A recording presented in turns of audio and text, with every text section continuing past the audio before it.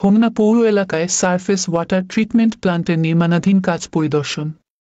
তারিকুল ইসলাম, হোমনা, কুমিল্লা। কুমিল্লার হোমনা পৌর এলাকায় নাগরিকদের জন্য সুপেয় খাবার পানির সারফেস ওয়াটার ট্রিটমেন্ট প্ল্যান্টের নির্মাণাধীন কাজ পরিদর্শন করেছেন উপজেলা নির্বাহী কর্মকর্তা খেমালিকা চাকমা। ১ মার্চ শুক্রবার বেলা 12:30টার দিকে পৌরসভার বাগমারা নদীর তীর এলাকাতে পৌর মেয়রের একান্ত প্রচেষ্টায় জিওবি, বিশ্বব্যাংক ও এআইআইবির অর্থায়নে ৩ কোটি টাকা ব্যয়ে এই আধুনিক ওয়াটার ট্রিটমেন্ট প্ল্যান্ট প্রকল্পের নির্মাণ কাজের অগ্রগতি ঘুরে দেখেন তিনি।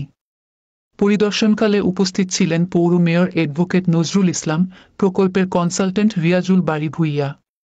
মেয়র নজরুল ইসলাম বলেন, জলাবদ্ধতার পর পৌরবাসীর জন্য আরেকটি নাম হচ্ছে বিশুদ্ধ পানি।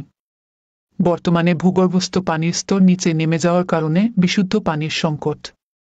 ওয়াটার ট্রিটমেন্ট প্ল্যান্টটি পুরোপুরি কাজ বাস্তবায়ন হলে পৌরবাসীকে নিয়মিত সুপেয় পানি সরবরাহ দেওয়া যাবে।